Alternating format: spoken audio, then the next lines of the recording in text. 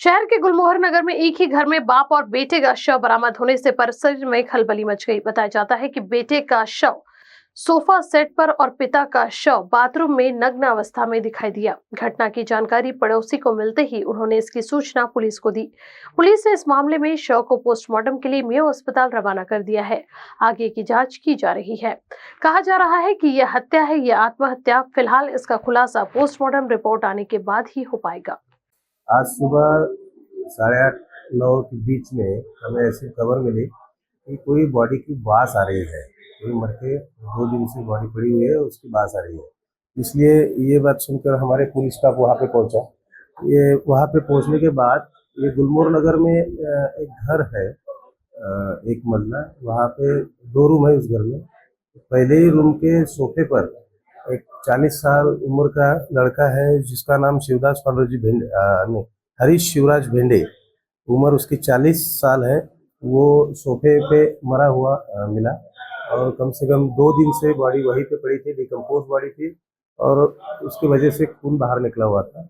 जब अंदर जाकर देखा तो उसके पिताजी शिवदास पांडुरंग जी भेंडे, उम्र 75 साल के आसपास होगी, उनकी बॉडी नग्न अवस्था में बाथरूम में मिली है। दोनों को हमने बाहर निकाला और आगे की कार्रवाई के लिए पोस्टमार्टम के लिए मेयो हॉस्पिटल भेजा है। उनके पिताजी एनएमसी में इंस्पेक्टर थे, वो रिटायर हो चुके थे 10-15 साल से, और जो लड़का है वो कुछ काम धंधा करता नहीं था और दारू के व्यसनी था, इसलिए उसकी शादी नहीं हुई थी और साथ में रहते हैं। प्राइमा फेसिया तो अभी हम कुछ बता नहीं सकते इस बारे में, क्योंकि आगे की इन्वेस्टिगेशन, इनकेस पंचनामा और पोस्टमार्टम होने के बाद ही हमें पता चलेगा। तो मृतक के नाम है शिवराज पांडुरंग जी भेंडे, उम्र 75 ईयर्स, और उनका लड़का है हरीश शिवराज भेंडे, उम्र 40 साल। सर, मेरा नाम है प्रीतम प्रकाश कंचे। वो मेरी बुआ का लड़का है।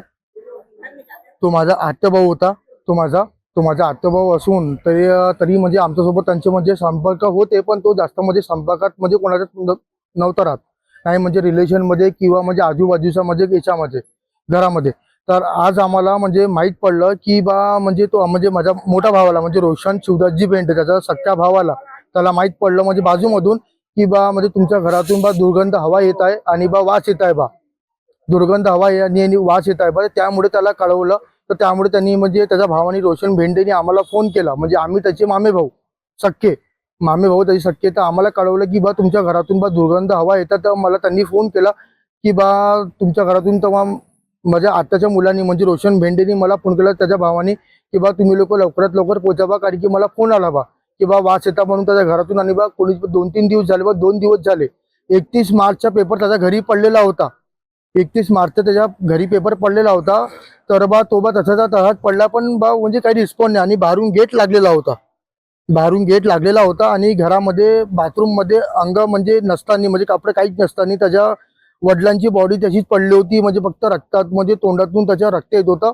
आणि माझा जो भाऊ होता हरीश शिवदासजी भेंडे, त्याचा पूर्ण अंग म्हणजे पूर्ण एकदम रक्तानी बंबाळ, पूर्ण म्हणजे हॉलमध्ये पूर्ण रक्त म्हणजे पूर्ण होता। आम्ही जेव्हा तिथे पोहोचलो तेव्हा आम्हाला माहित पडलं की म्हणजे ही घटना बा कोणती। आता आम्हाला हे ना माहित की बा तो मर्डर आहे किंवा म्हणजे त्यांनी कोणाला मारलं किंवा त्याला म्हणजे कोणी मारलं, ते हे आम्हाला नाही माहित।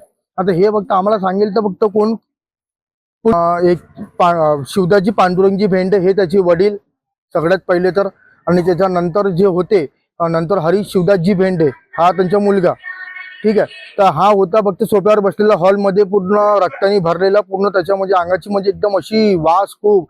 आणि बाथरूम मध्ये जे होते ते शिवदासजी पांडुरंगजी भेंडे हे माझे मामाजी, म्हणजे माझ्या भावाच्या आत्याचे म्हणजे हस्बंड, माझे मामाजी। आम्हाला म्हणजे अनुभव असा आहे की म्हणजे आम्ही तिथे स्पॉटवर गेलो, म्हणजे त्यांच्या घरी गेलो गुलमोहर नगर मध्ये। ते 31 मार्चचा पेपर सोप्यावर म्हटलं, सॉरी, पायरीवर पडला होता, कारण की बाजूलाच म्हणजे घराच्या बिलकुल बाजूलाच पायरी आहे, तिथे पडला होता। म्हणजे याचा अर्थ आहे की 30 मार्चचा पेपर त्यांनी उचललेला आहे।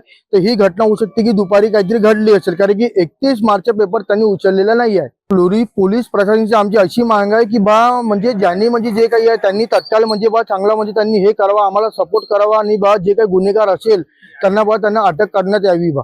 महिला विकास स्वयं रोजगार बहुउद्देशीय संस्था द्वारा संचालित नागपुर मेगा ट्रेड फेयर, जहां है 340 फीट बड़ा गेट, वो भी सेल्फी पॉइंट के साथ। हैंडलूम हैंडीक्राफ्ट एग्जीबिशन और amusement park, furniture, decorative item, dresses, imitation jewellery, food stall और सबके लिए है ढेर सारी खुशियां ही खुशियां।